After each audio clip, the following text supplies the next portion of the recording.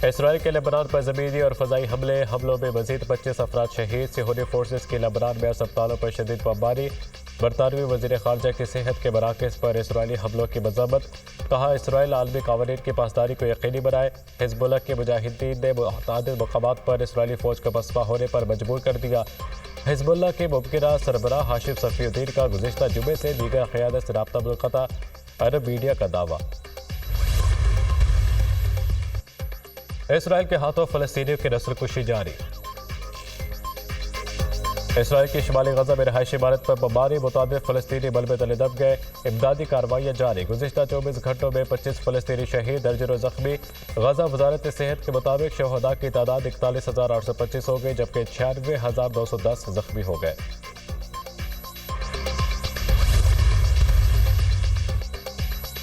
Iran पर मजीद पाबंदियां लगाने का सोच रहे हैं। इसराइल ने अभी ईरान को जवाब देने का फैसला नहीं किया। अमेरिका ने ईरान में तेल की तंसीबात पर इसराइली हमलों की मुखालिफत कर दी। ईरान में तेल की तंसीबात पर हमलों के हक में नहीं हूँ। इसराइल में होता तो हमले के लिए मतबादल टारगेट तलाश करता। इसराइली हुकाम ने अभी फैसला नहीं किया ईरान को मिसाइल हमलों का जवाब कैसे देना है। अमेरिकी सदर जो बाइडन की वाशिंगटन में प्रेस ब्रीफिंग।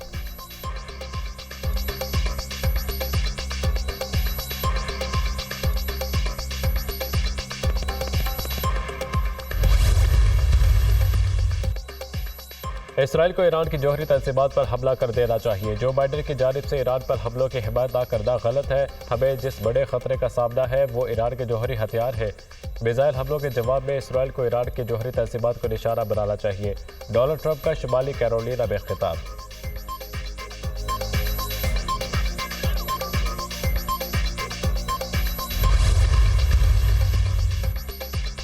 इसराइल ने जंग को बढ़ा दिया। लेबनान और यमन में हमले शुरू कर दिए। गजा के मामले पर हुकूमत तमाम जमातों को इकट्ठा करती।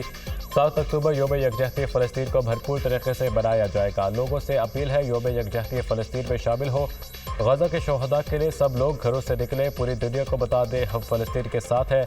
हम अमेरिका के खिलाफ है जो इसराइल की हिमायत कर रहा है। अमीर जमात इस्लामी हाफिज़ इब्न रहमान की न्यूज़ कॉन्फ्रेंस।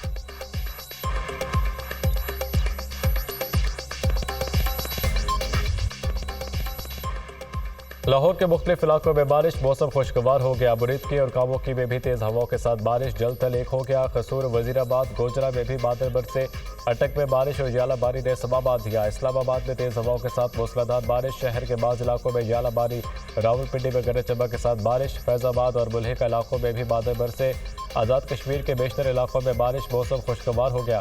वादी लीपा, नीलम वैली और दीगर इलाकों में बारिश से मौसम सर्द हो गया। 7 अक्टूबर तक बरी गिलियात और वसती पंजाब में भी बादल बरसेंगे। पेशावर और गिरद नवाख में मूसलाधार बारिश। आज से 8 अक्टूबर के दौरान चित्राल, दीन, सवात, शागला, बालाकंड, सवाबी में बारिश की पेशगोई। बलोचिस्तान के मुख्तलिफ अजला में 7 अक्टूबर तक बारिशें मुतवक्के। इस सारी एपिसोड में इन्वॉल्व हुआ है जिसने ऑर्डर किया उससे लेके कारकुन तक इंक्लूडिंग CM KP के, उन सब के खिलाफ सख्त से सख्त कार्रवाई होगी। ये तमाशा नहीं लग सकता कि आप इस्लामाबाद हमारा कैपिटल है उस पर धावे बोलें।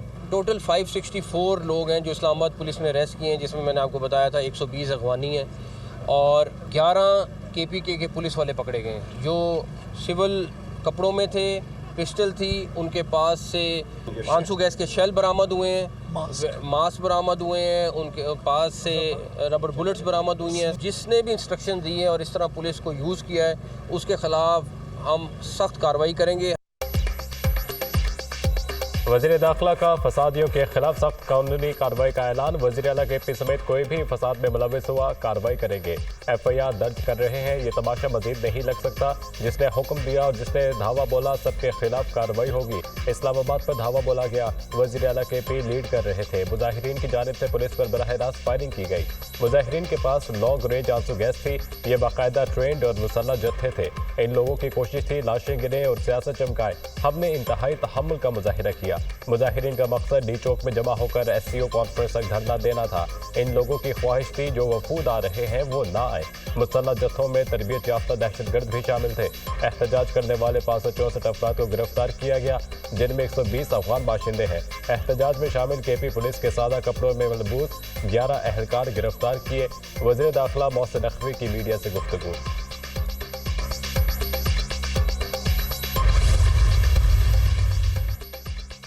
पीटीआई रहनुमाओं की अली अमीन गंडापुर की गिरफ्तारी के दावे सरकारी ज़राए की तरदीद। वज़ीर आला खैबर पख्तूनख्वा अली अमीन गंडापुर खैबर पख्तूनख्वा हाउस इस्लामाबाद में मौजूद। गंडापुर की गिरफ्तारी और हिरासत में लिए जाने की अफवाहें बेबुनियाद करार। अली अमीन गंडापुर को गिरफ्तार और ना ही हिरासत में लिया गया है। अली अमीन की गिरफ्तारी की खबरें मनगढ़ंत और बेबुनियाद हैं। सिक्योरिटी फोर्सेज की जानिब से गोली चलाए जाने की भी तरदीद। सिक्योरिटी फोर्सेज की जानिब से इंतहाई तहम्मुल का मुजाहिरा किया जा रहा है। गोली चलाने की खबरें बिल्कुल बेबुनियाद और गुमराहकुन हैं। मुसद्दिक का इतलात आने तक क़यासराइयों और अफवाहों से गुरेज किया जाए। सरकारी ज़राए की वजाहत। चेयरमैन पीटीआई बैरिस्टर गौहर की केपी हाउस में अली अमीन गंडापुर से मुलाकात, वापस रवाना हो गए।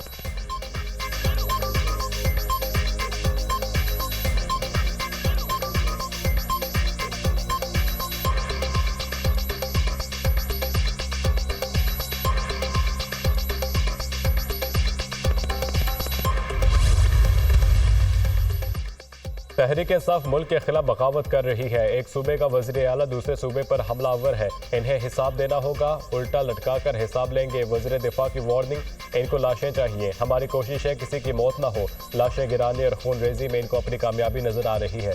पीटीआई की मुसल्लह तंजीम है जो अफगानिस्तान से यहाँ मुंतकिल की गई। मुसल्लह जत्थे आ रहे हैं जिनमें सैकड़ों अफगानी मौजूद हैं। पता नहीं गिरफ्तार होने वाले तालिबान हैं या कौन है।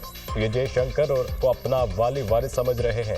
भारतीय वज़ीर ख़ारजा को धरने में शिरकत की दावत देना अफसोसनाक है। भारतीय वज़ीर ख़ारजा से खिताब कराने वाले दिल्ली जाकर जलसा कर लें। ख्वाजा आसिफ की न्यूज़ कॉन्फ्रेंस।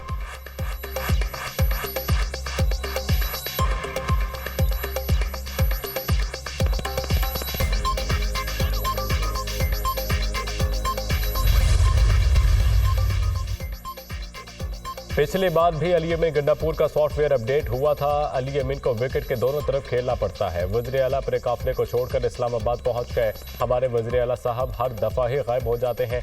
ये कैसे लीडर है? वर्कर्स को रास्ते में छोड़कर वापस निकल जाते हैं। पीटीआई या बानी पीटीआई को कोई एनआरओ नहीं मिलेगा। ये एसईओ कॉन्फ्रेंस को सबोटाश करना चाहते हैं। खैबर पख्तूनख्वा पे अमन ओमान की सूरत हाल बहुत खराब है। सूबाई हुकूमत टस से मस नहीं हो रही। इनके जलसे जुलूसों पर सरकारी वसाइल खर्च हो रहे हैं। वज़ीर आज़म से मुलाकात में गवर्नर राज पर कोई बात नहीं हुई। आइन में गवर्नर राज का ऑप्शन मौजूद है। वफाकी हुकूमत जब लगाना चाहेगी तो इस पर गौर करेगी। गवर्नर खैबर पख्तूनख्वा फैसल करीम कुंडी की programme tonight with Samar Abbas में गुफ्तगू।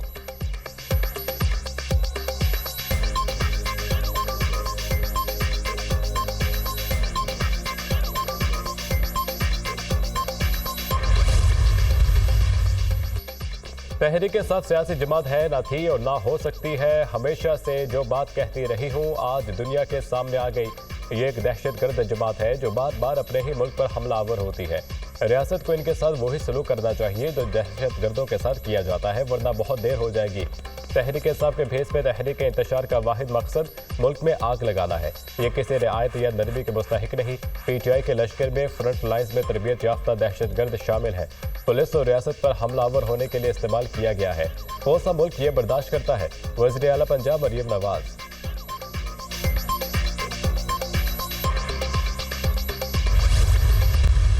किसी को इजाजत नहीं दी जाएगी कि वह एससीओ को सैबोटाज करे। ये हो ही नहीं सकता। ना किसी को ये इजाजत देंगे कि रेड जोन के करीब कोई फड़के अमन अमान खराब करे। ये हो ही नहीं सकता इंशाल्लाह ताला। फौज भी आ गई है वहां पे, रेंजर्स भी डिप्लॉयड है और ये एससीओ बड़े अच्छे तरीके से जाएगी और इस पे भरपूर अपना किरदार अदा करेंगे और इसको सैबोटाज नहीं होने देंगे। ये तो क्लैरिटी है।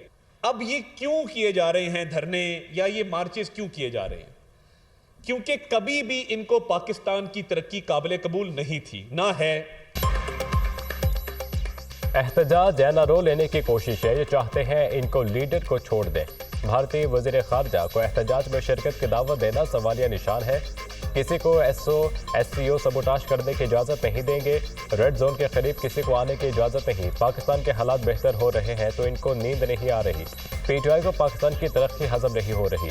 इन लोगों का बयानिया फौज और इदारों के खिलाफ है। वज़ीर इत्तलात अताउल्लाह तारर की प्रेस कॉन्फ्रेंस।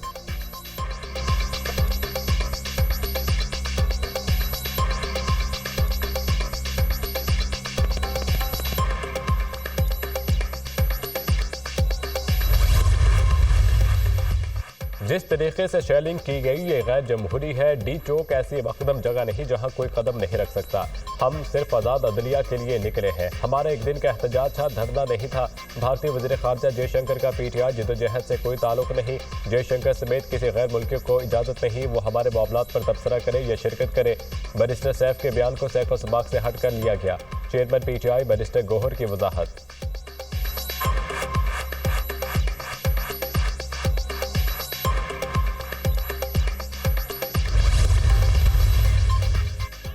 तहरीक इंसाफ ने भारतीय वज़ीर ख़ारजा को एहतजाजी मुज़ाहिरों में शिरकत और खिताब की दावत दी है। पीटीआई ने जयशंकर को दिफाई तंसीबात शोहदा के तबाहशुदा मज़ारों पर भी ले जाए ताकि पीटीआई और भारत हमेशा के लिए लाजवाल रिश्तों में बंध जाए।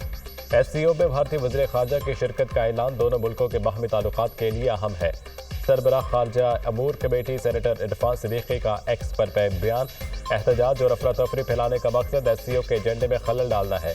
शंघाई ताउन तंजीम इजलास से कबल एहतजाज मुल्क के लिए नुकसानदेह है। 1997 के बाद पाकिस्तान में आलमी अहमियत का एक बड़ा इवेंट है। सियासी जमात जानबूझकर मुल्क की साख को नुकसान पहुँचाने की कोशिश कर रही है। जयशंकर को खिताब के लिए मदऊ करना कौमी मफाद को नुकसान पहुँचाने की खुली कोशिश है। नायब वज़ीर आज़म इसहाक डार का बयान।